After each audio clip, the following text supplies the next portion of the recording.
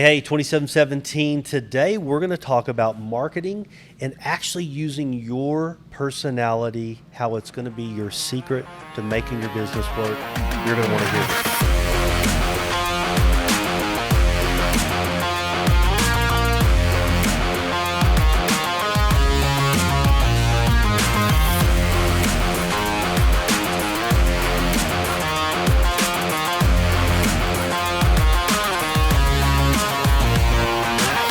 Well, hey, man, dude, it's Talon. Where's Wade? I know. It's so funny because anytime I sit in here, I'm anxious, man. I got to check my cameras. I got to, it's different being in front of the camera. You're still rocking the beard. You got the hat. There's still some similarities. Yeah. The beard and the hat. I just got to lose all this hair, and we'll be kindred spirits, man. Yeah, that's right. Yeah, you got a little bit more ink than what he's got. Now he's got some ink. I was actually with him in Israel when I assume that's his last tattoos he got. But on the chest. Yeah. Ooh. Yeah. So we were at the a pastor friend of ours told us to go to this place. It's called Razuk. It's in the old town of Jerusalem in Israel. Okay. And it's the oldest tattoo shop in the world, over 2,000 years old. And wow. So they're faith-based, they're Christian, and they're from Egypt. And back in the day, when people would approach them, because if you were found to be Christian, they'd kill you. You'd be killed. Okay. And so they had these little cross tattoos, very, very small, on their wrist. And so they told us this story at the tattoo shop. And as they would approach people and meet them, like if I had heard, hey, Talon's a Christian, right? Uh-huh. And I'm kind of around you, I'm sizing you up, and I go, I think he is. And I wanted to greet you. As I went to shake your hand, I would expose my cross, and you would go, right, what? Wow. And you would acknowledge, and so you'd shake hands because nobody could know. That's amazing. And so this same family has been running this tattoo shop. Oh my gosh, it's been generational for 2,000 years. For 2,000 years, but they relocated it to the old town of Jerusalem, and so there were a handful of people in our group that went when we were in Israel in December 22 that went and got tattoos. Oh, you Razuk, got to, yeah. Razook, Razuk Tattoo Shop. Gotcha. Yeah. Okay. We'll be sure to put some pictures in there because I'm sure that's just stinking cool. It was cool. It really was. Yeah. And they ride Harleys. They got leather jackets, so they're kind of cool people. Oh, they're bad to the bone, man. They're pretty cool. Yeah, that's pretty awesome. So, hey, man, awesome. I'm excited about today. So, hey, kind of tee us up, marketing through personality. I know the Lord put this on your heart. Yeah. Well, first of all, there is a cool announcement here. Not only is this a Tuesday, like we were saying, this is also at the time of our filming, Merritt's birthday. Well, yes, pretty cool. Not only that, it is our 100th episode. Ooh, wow! So I get the birthday gift of our 100th episode, and with my buddy Talon. That's right. Man, that's what right. a special day. It's a special day. Pretty cool. Yes, hey, sir. and by the way, we love you, Wade. We miss you. We sure do. But looking forward to today's podcast with Talon. Yeah. So just to kind of give a little bit of a preface about everything, every morning, one of my spiritual disciplines is I try and get into the sauna, and that's where I get in and I pray, right? And it's just like there's something about getting in there, and it's just hot. I feel like my flesh is dying a little bit. I can sweat. And one morning while I was praying, I wasn't even praying about my business. Sure. The Lord just kind of dropped this little thing into my head. And I know it was Holy Spirit because it was way too profound and smart for me to have come up with myself, right? Yeah. I'm sure you've had a couple of those. More than I can count. Yeah. And so it goes like this. It was a line graph, and it was showing along the x-axis a series from left to right. And the Lord said, you need to market personality first. From your personality, then you market your platform. And then from your platform, market your products and your services. And I was like, surely it can't be that easy, right? Simplified for me to understand. And I got to thinking, I was like, oh my gosh, this is how The Rock does it. This is how Conor McGregor does it. This is how the Paul brothers do it. This is how Money Mayweather does it. All these guys market the personality first. Yep. They take it to the internet, and then from the internet platforms is whenever they're like, hey, try our tequila. Hey, come to our boxing match. And everything kind of has that natural flow. And I got to thinking, and just the more and more that I thought about it, the more the Lord started to kind of open up and kind of reveal some of this stuff. I run an online marketing agency. Right. So it was very applicable just right out the gate. Yeah. And so we were talking, and you got your MBA in marketing. Is that That's correct? Yes. Wow. Okay. So I'm really excited because I want to share some of this with you to see what your not only professional expertise is with this, but your educated background with this is too. Happy to. So we'll just kind of dive right into some of the notes. Okay, let's go for it. Come on. I was proud of myself. I got my notes ready. I have another thing right here. Just a visual demonstration. This is 7 months worth of notes from our Merritt Vaughn over here. Come on now. I don't know if you're seeing and watching on YouTube, but if you can hear that, it is a thick stack. And 2717 is part of my world. I would suspect in the last 20 years, I have probably put together 5,000 to 10,000 of these type of things. Golly, it's a staggering number. I believe it. Yeah, I've got a file drawer with, I don't know. I mean, it's crammed full of. So anyway, someday somebody will take it and put it in the shred box. But no, you're gonna open it and be like, "This is a wealth of knowledge, man." Well, it's my life. But anyway, yeah, that's awesome. Yeah. Well, I want to dive right into this first point right here. The foundational verse, and this is a verse that we've quoted on this podcast a number of times. Proverbs 22:1. A good name is more desirable than great riches. To be esteemed is better than silver or gold. Some notes on this right here. Our influence is more valuable than any product we offer.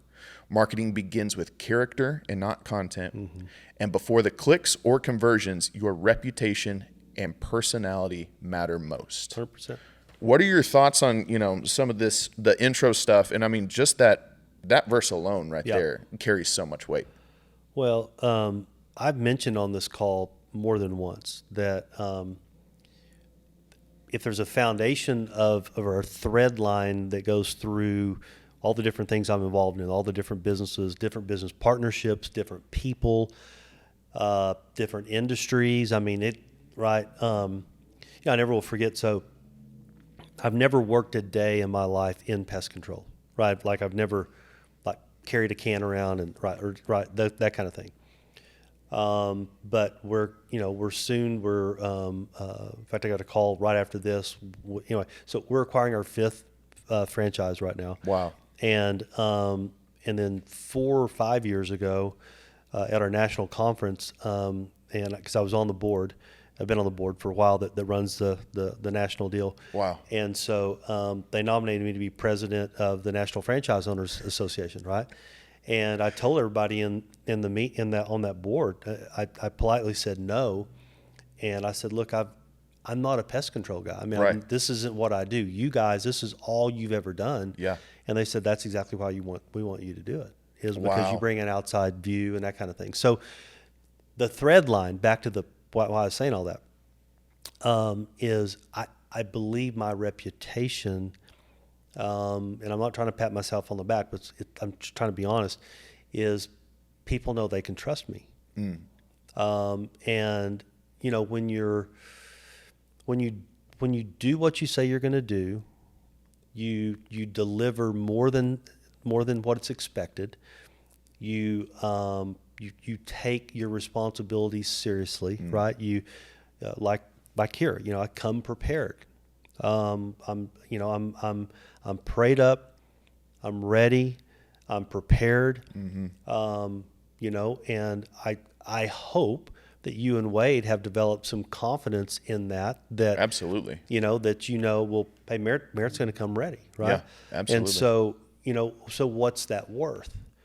What is it, to your point, from a marketing, branding thing, if you have a reputation of a man that you can trust, a man of character, a man that's prepared, that comes and over delivers, well, good things come your way. Yeah, absolutely. And so I don't know what the value of that is. It's a lot. Yeah. And I don't know where I'm at as far as growth but I don't see things slowing down. And I'm not an old guy, but I'm not a young guy, right? And so I want to continue to grow, and I think this is part of it. I think that your reputation goes before you. Yeah, absolutely. It's very important. Absolutely. I agree 100% with that. This key concept that I've got listed right here, your personality is your most valuable marketing asset. Marketing is not about manipulation, but it's about authentic communication. And I think it was really awesome that you said, not in a braggadocious way, but just people can trust me. Sure. And what's cool about that is that's evidential. That's evidence-based. All of your clients, all of your coworkers, all of your employees, everyone you've done business with, everyone that you're currently in business with can testify to that. So, that's not There may be a handful of ex-employees or people on the way that might have a different opinion on that. They probably wouldn't have when things were good, but that's kind of a joke. But yeah, when we say everyone, yeah. Right. But you know what I mean, yeah. Yeah, I got you. The second part right here, before you build a brand, you build your voice. Before you sell a service, you steward your story. One of the things that we love to do with our online marketing business is tell people stories first. Get the about us established first, because then from there people are more trusting and they're buying into the relationship before they're buying into the product or service.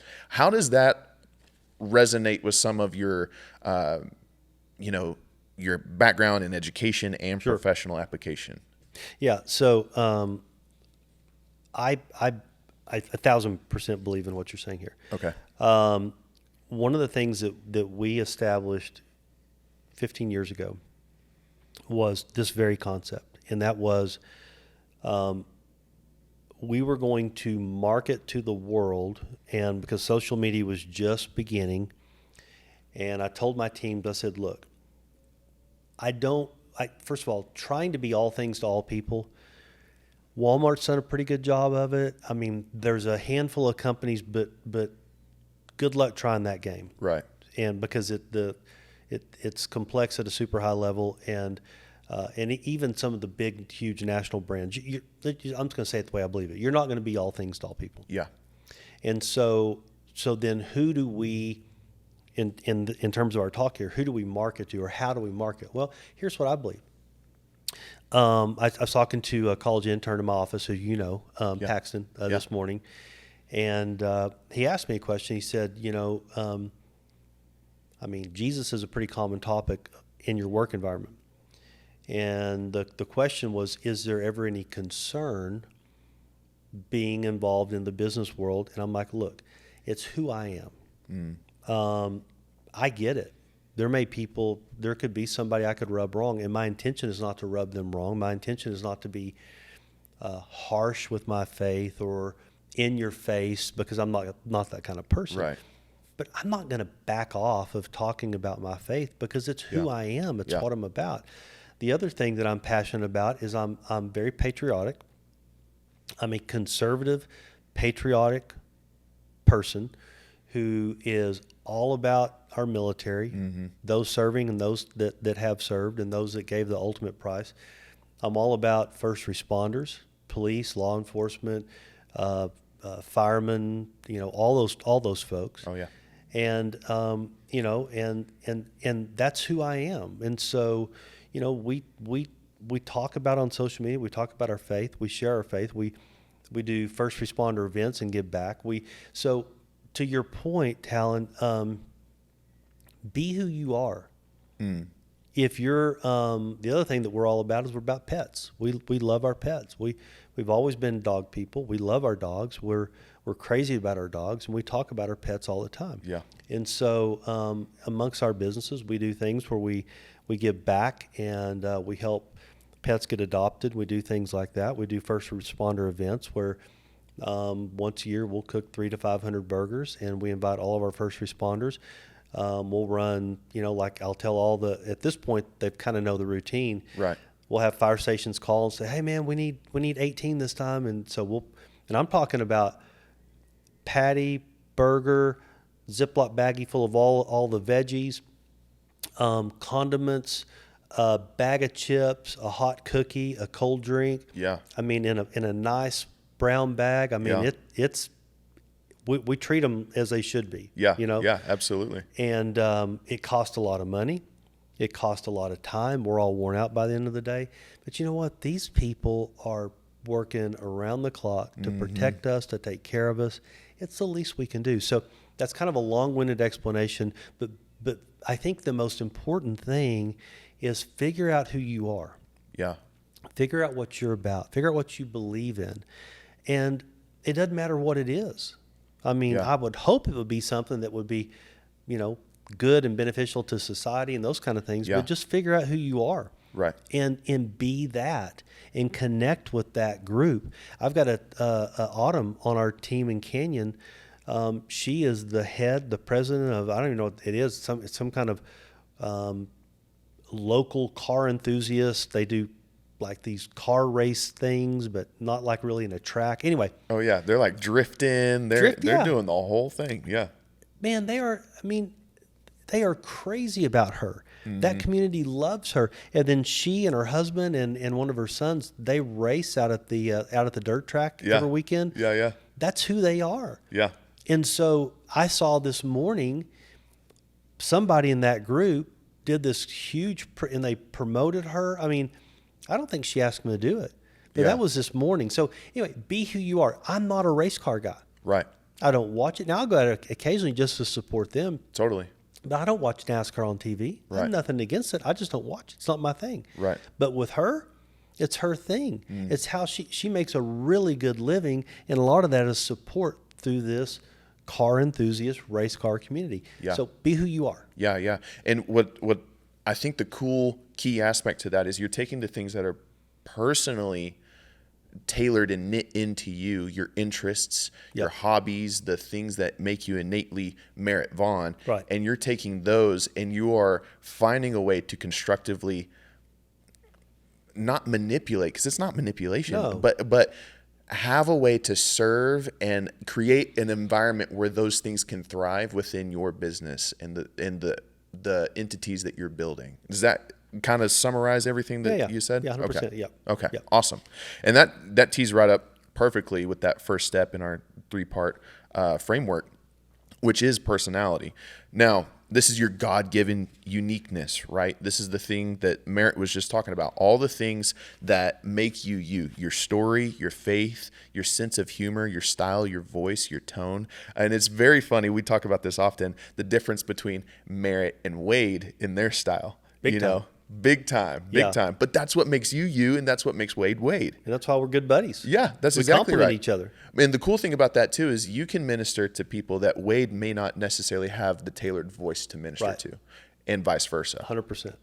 So people follow people, not logos. That's right. I love that, and I want to come back to that here in a second. In Scripture, Jesus was the message. His personality is what attracted the crowds. His humanity connected with people before his divinity transformed them. Yep. So, and I mean, if you're going to look to anybody for how you should live, that's the first guy you should look to. 100%. So, I mean, it's not ironic that he's also applicable to marketing or any type of business facet. Hey, he's been gone a long time, and still the Bible's the number one selling book in the world. Come on now. Yeah. Come on. So,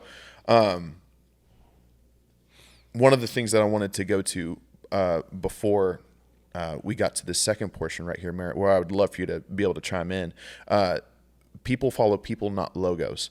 Now, I wore this hat specifically for this episode. Cool. I don't know if you can see it real well on the camera, but it has double black design. Yep. I've also got this really cool Yeti of theirs, double black design. And it's got the cool double black diamond Like logo. the diamond thing, yeah. Yeah. So, those diamonds, you see those diamonds all the time on ski slopes. Yeah.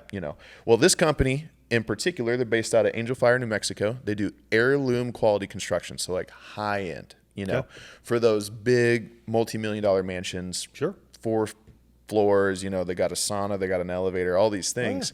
They went out and they started marketing high levels of excellence for repairing their structures and making sure that they increased the overall value of those properties. Nice. Namely by redoing their decks. Okay. The reason why I'm talking about these guys is because their logo has become so recognizable in Angel Fire, New Mexico. And it's not just because they're putting their logo on everything. It's because these guys are the number one sought after contractor this side of New Mexico.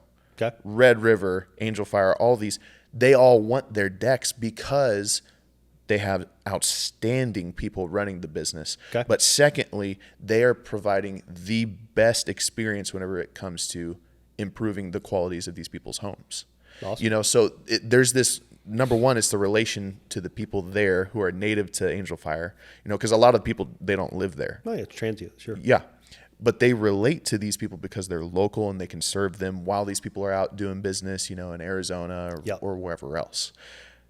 The reason why I wanted to talk about them was just because this is a great example of how people are buying into the personality first and then the logo comes secondary. You know, I see this logo and I attach it to, you know, Josh Davis, who's the owner, right, and the founder. But I don't love the logo just because of Heirloom Construction. I can't afford that construction, you know? Sure. But I'll sport their stuff all day long because I love the people in that organization. Sure. So anyhow, I just had to bring out my props for that. No, I love it. Yeah. So what are your thoughts on the personality aspect for this first step? So you think about this, your friend Josh, who founded this company, along the line, they I don't know what I assume he has a construction background. Right. And then he tinkered around and dinked around like we all do, trying a little here, trying a little there. I mean, just trying to figure out what am I going to do, how am I going to do it, and then somewhere along the way, and I'm saying this because this is how it works for all of us. Yeah. Right. Yeah. He figured out I can build really good decks, and people love my decks, and he probably was doing other stuff. Like, you know, hey, man, can you redo my bathroom? Yeah. But then he finally figured out, you know what? My niche that I'm going to hang my hat on, that is the future of our company, is decks. We're going to go all in on these decks, and we're going to build the best decks. And this is how you discover your vision and calling in pursuit of, right? You don't even know sometimes. You go, you know, I'm a construction guy, so I'm going to do construction. And I'm going to, you know, at first, what do? You take anything you can get. Right. Because you're trying to eat and survive, right? It's like, you know, we gotta do something so we can pay the bills next week, That's right? But then eventually, if you're doing, you know, if you're taking care of business, you start figuring out, okay, it's like Wade. Wade, you know, was a high end. It's funny, I say salon, but he always says salon. Maybe I've been saying it wrong. Maybe my West Texas pronouncing. But anyway, but he had these high end, and then finally he said, you know, I'm a teacher. I'm an instructor. Yeah. I'm a evangelical teacher, instructor. I'm good at doing hair. I can do hair, but that's not my future, my calling. And then he shifted into hair schools. 1, 2, 3, 4, right? He's and now he's getting into the aesthetics or whatever you call that. Estheticians. Yeah. And so, you know, but that's how we figure things out. Yeah. Is we pursue. What am I good at? I'm good at seeing talent in people, recruiting and employing talent, growing talent, and so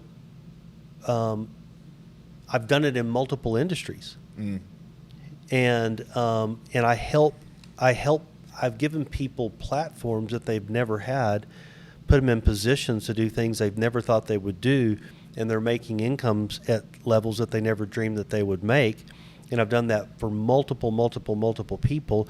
And then the future and the vision for that is ownership, and then complete ownership. And one of my personal goals that I've never shared with anybody, so I'll just go ahead and share with the world, is at the end of my life, I want to see how many families I have helped become. And at one time it was millionaires, that's no longer millionaires. I want them, how many have become multimillionaires Wow. as a part of my organization. And I want it to be a huge number, and I think it will be. Yeah. Yeah. And so backing up to it, he figured out his niche. He figured out it's decks. Yeah.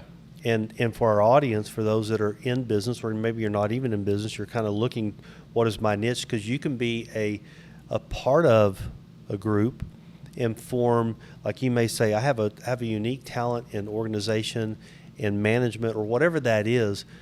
Be excellent in that. Yeah. Build that reputation, and that's where you're going to find your purpose, your calling, and ultimately that's where you're going to find your most success. Yeah, absolutely. Absolutely.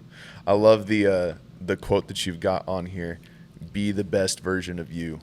Yeah. I mean, that just summarizes everything right there. Whatever you're going to do it to the best of your ability. Yeah, you know? and do what you're good at. Yeah. I mean, do what, because that's what brings you joy anyway. Yeah, absolutely. I'm telling you, when I'm asked to do things that are outside of my wheelbox, I'll try, especially if I'm like on a board and, like Pastor Jimmy's asked me to do something. I'll be like, Pastor, I'll do my best, but you're asking me to do something. This is not my deal. I usually get anxiety about it. I'm just like, what am I doing? Yeah, right? yeah. But man, when I'm in my zone, like I'm meeting with him later, man, I'm in my zone on the thing. I'm chairing a subcommittee in our deal and bringing our findings. Man, I'm proud of what we've done, right? Yeah. And so working your strengths, working what you're good at. That's where you're going to have your success, and that's be your best version of you. Absolutely. Yeah, that's awesome. Okay, so let's shift on to platform. Platform is the second part of our framework right here. Your platform is built on trust, not just on reach. This is where your personality meets consistency and integrity. It's your online presence, your reputation in the community, your role at work or church, any place that people connect with you. And I want to add to this too. I mean, also your family. Ultimately, I mean, because that's going to be where you're most consistently seen. Sure. Matthew 5:16, right here's the verse that we have for it. Let your light shine before others, that they may see your good deeds and glorify your Father in heaven. Platform is not your spotlight. It's about stewardship. And we, on this podcast, love stewardship. Absolutely. That is something we emphasize greatly upon. Like I said, we run an online marketing agency. And what I've noticed is whenever it comes to online, there are people who clam up. They get kind of like, this is going to be seen by a lot of people. I want to make sure that I'm, I got my tie straight. I'm presenting my best self. And there is an element of that. I'm not going to go air my worst moments online. That's no one's business, right. But I think where a lot of people can become better stewards of their platform is to kind of do away with the scripting and, if you need something to say for a video or a post, that's great, Sure. But whenever it comes to building your platform, for the people that know you, they know your quirks and they love you, sometimes in spite of them, Oh, yeah. But online is a great place for those things to live as well. It doesn't have to be all, super, tailored and fit and perfectly cut. And what I've noticed just in terms of videography, because that's our specialty, whenever we get people engaged and we can kind of take their mind off of what they're saying, get the body moving, they're much more themselves, and that's the ultimate goal that we have is like, let's just let merit be merit. Right. Don't be a version of yourself in hopes that you'll win someone over, because that's inauthentic, Sure. And I think you and Wade do an excellent job of just being like, I'm Wade, I'm Merritt, we're here to talk, Yep. And so what are your thoughts on the platform aspect? Well, when I read through your notes and I was thinking through it, where my mind went on the platform side was really, I thought about, the Lord has given me a platform. Mm-hmm. This is a platform. Mm-hmm. The businesses that I'm blessed to own and run, those are platforms. And then I thought, well, how did I get to this platform? So you think about, if somebody's a senior pastor of a church, which I'm not, how did they get there, right? Did they just come out of the womb and they're gifted and they end up on the stage? No. And And so I thought about, I really began to think about all the people, not all, but key people that have poured into my life that have helped me get to where I'm at today. And it is stewardship. And I thought about my mom and dad. I thought about my grandparents. I thought about pastors in my life, teachers, coaches, Pastor Larry. We had Pastor Larry on here. Counselors, yeah. Pastor Larry's my spiritual father.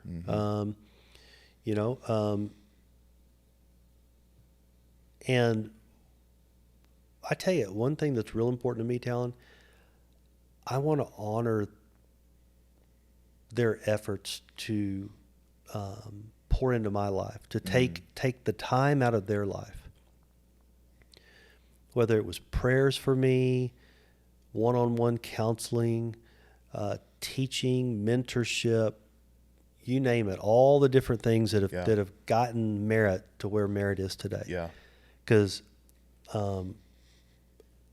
I was a wreck at one point in my life. There's a pastor friend of mine that he's retired now, and anyway, every once in a while I'll see him. I don't get to see him that often. Every once in a while I'll bump into him and see him. And I remember it was very early on in my faith, and I was such a wreck. And I have been this guy now for other people. And there's no telling how often I was in his office. A lot. And I've laughed. And I said, man, I bet you saw me come here like, oh, no, here comes Mary again. Because I know. I've been that guy where you go, man, I love that dude, but oh, my God, what's going on? Oh, I need to talk to you. I'm like, dude. I mean, so anyway, but so many people have poured into my life, have poured into your life, have poured into our audience's life. Yeah. And I think one of the things we can do, Talon, that I think is important is let's honor their efforts. Yeah. Let's honor the, I had a gentleman when I was I was a child and I was walking to church. I just had a desire to go to church. I don't know why. And so this family I lived on 10th Avenue, and the church was on 10th Avenue. It was probably 8 or 10 blocks down the street. Yeah. This family lived on 10th Avenue, but just the opposite direction. So they would drive by my house to go to church. And so I don't remember how it happened, but anyway, at some point they said, hey, let us pick you up. And I didn't know this. I mean, they were people that were at the same church. Right. And so I would ride to church with them. Yeah. And I would begin to sit with them at church, where I was alone at church as a small boy. Yeah. Now I began to sit with them. Well, they never asked for anything. Right. Yeah. Well, what was the impact of that family doing that in my life? Immeasurable. Yeah. Would I even be sitting here today and be the man I am I don't know. But again, I stand on the shoulders of all the men and all the women that have poured into my life. Yeah. And it is my honor to just basically be the best I can be to honor them and honor their efforts. And so, when I think about the platform that I get to stand on today, it's on the shoulders of all the men and women that have poured into me and that continue to pour into me. Yeah.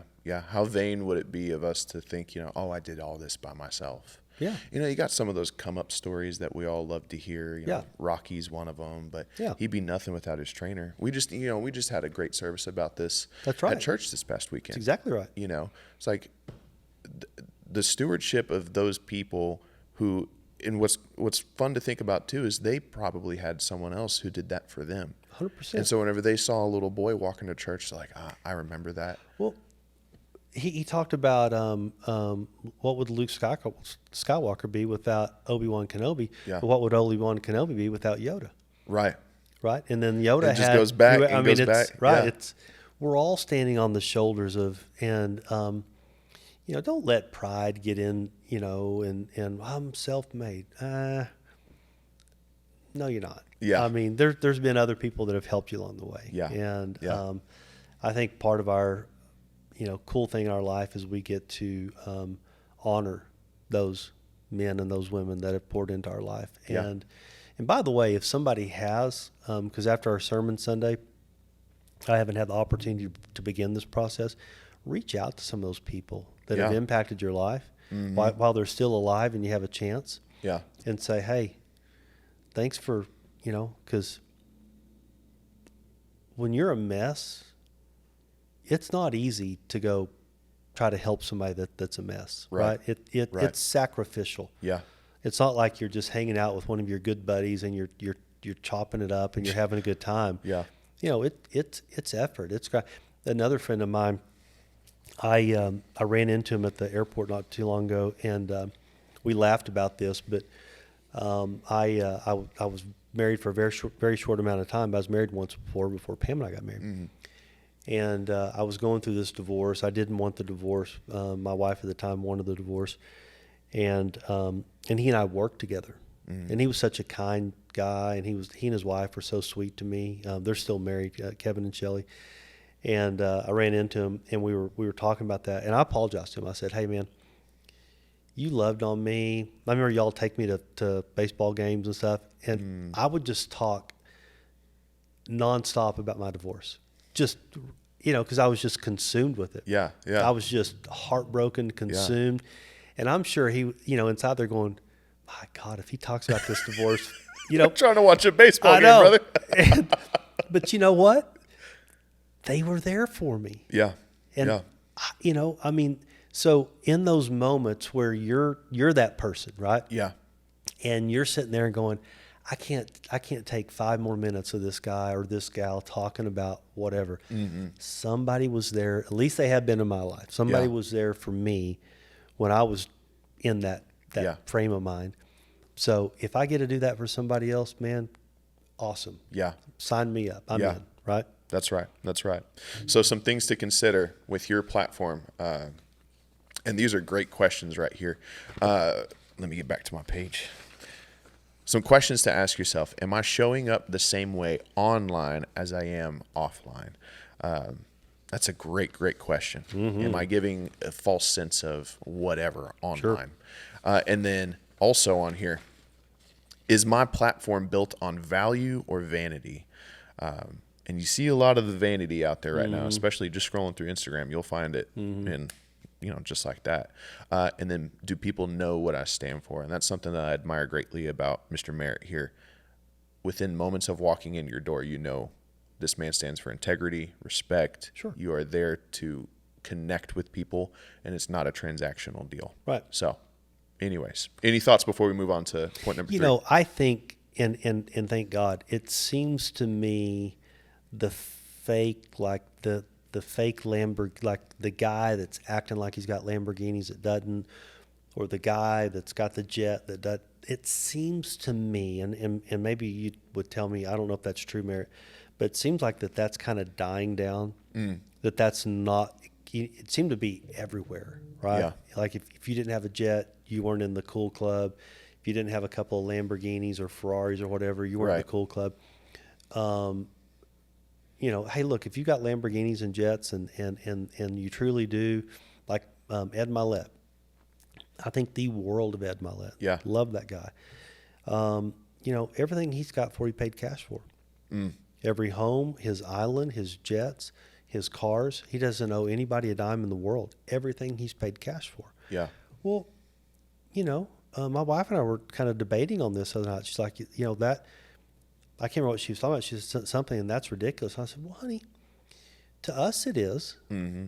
But, if somebody is tithing, giving, like they've got their stuff in order, and they go try to buy, fine, right? Yeah. But I just think that, and I'm glad and I'm grateful that I think some of the fake showmanship, I just don't see as much of it. Right. Yeah.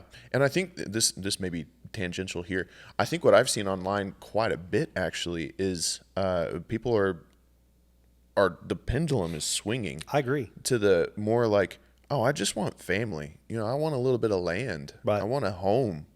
I want to have a business that my wife and I run. It's just very conservative based. And man, I'm here for it. I love it. Growing up on a farm, man, I love me some land. I love getting to go shoot some stuff, go hunt, fish, do all that. So, yeah, I think I agree. I think some of the showmanship I think it's shifting back. Yeah. And Yeah. praise the Lord for that. Yeah, absolutely. Okay, so moving on to our third step right here is promotion or products and services. Once trust is built, promotion becomes service.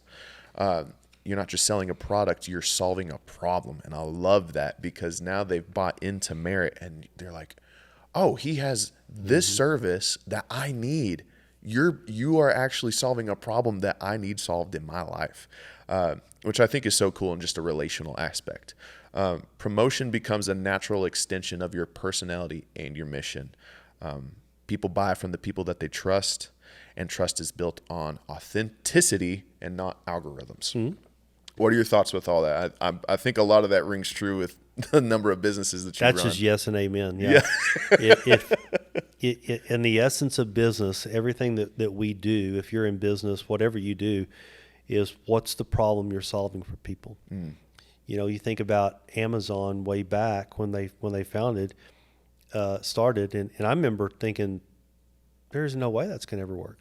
But Jeff Bezos was forward thinking enough to say, people are going to order online. They want to order online. They want that convenience, and I'm going to make it happen. Mm. And I'm going to ship to their home at a discount was how it was originally started. Mm-hmm. And I'm going to make it. And so today, you probably know this, but most everything we buy on Amazon, we're paying a premium for.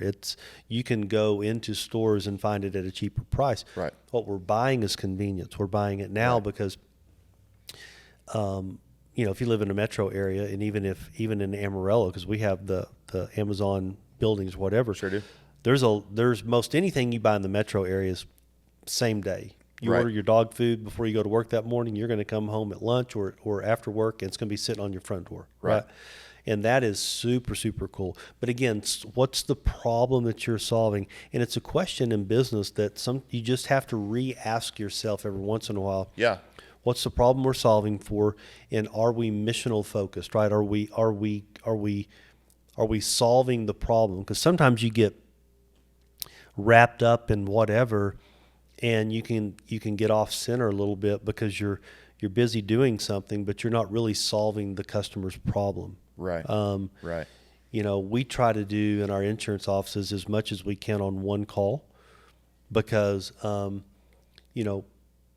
of the things people don't want, I don't care who you are, is multiple contacts, whether that's email, phone call, or whatever, to solve one problem. Mm-hmm. Right? Most of us would like to say the Amazon model. I go, I click, a couple more clicks to the mail thing and the payment thing, and then you're done. Yeah, those touch points.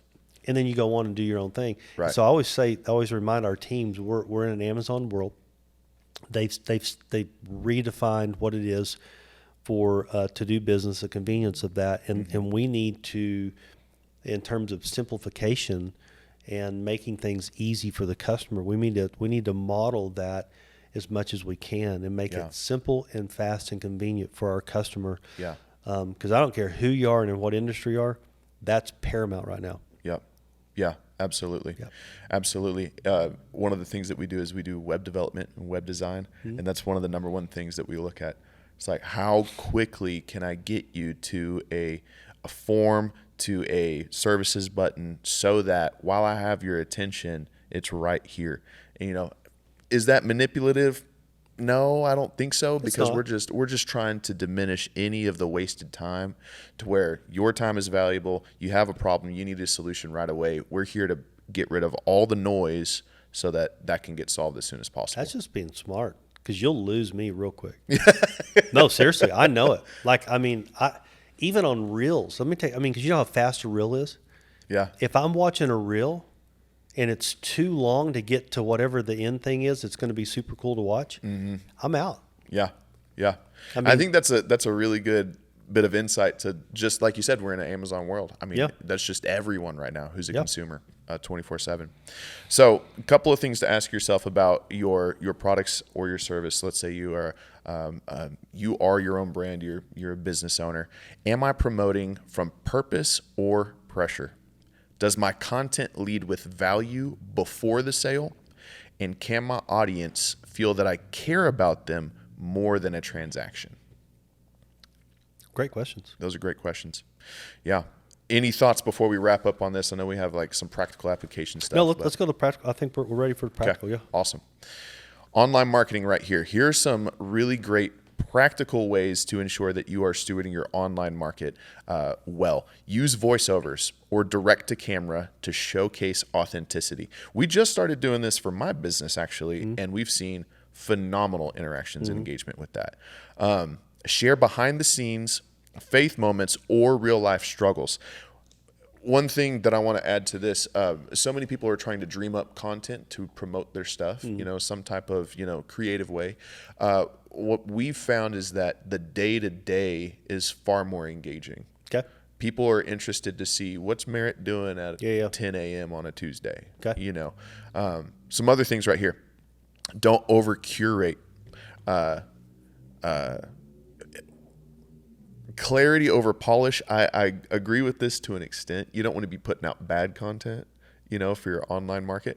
But if you can have clear, concise, mission-based content, that's gonna be a lot better than doing like the high-end polished, the premium. We put out some good stuff. It doesn't have to be premium content all the time. Sure. Let humor, storytelling, and faith show through your content. In-person marketing. And I actually want you to speak to this too, Mr. Merritt, because I think you do this very well. Be approachable and joy-filled. Use conversations to serve, not just to sell. Create space for questions. People buy whenever they feel seen. And focus on real relationships, not just revenue. Anything you want to add or take away to that? Well, on the in-person part, if you're in business, I hope you care about your customer. Well, let me back up. I hope first of all, you care about your team members. I put my team members above my customers. And I'll tell you why. God's entrusted those people with me. They have families, they have children, and so it is, I am to steward them well. And when I steward them well, Talon, then they are equipped both in all ways, mentally, emotionally, financially. They're good. Yeah. So then they can go on and do exceedingly great things for our customers. That's right. Right? That's good. And I think sometimes people mistakenly, the customer's number one, and we know that. Mm-hmm. But if you're not taking care and stewarding well your team members, then they're not going to go take care of your customers, and they're the ones that are more customer facing, at least in my world. Yeah, my absolutely. teams are the ones that are out there in front of the customer. Yeah. And so, make sure you're taking care of your team. I remember years ago, I was in business, one of the first businesses I got involved in, and a guy that had been doing it for a long time, he asked me one day, he goes, "Merritt, have you learned to hate customers yet?" I said, "Hate customers?" No. And he goes, "Stick around this business long enough, you'll learn to hate them." And I'm like, no, I don't think that's what I want to do, right? Yeah. And so, but there are some mindsets out there like that, right? I've heard people say, if it weren't for employees and customers, I'd love everything about business, right? I mean, you hear these things that are kind of joked about. Yeah. But that can seep into you at times.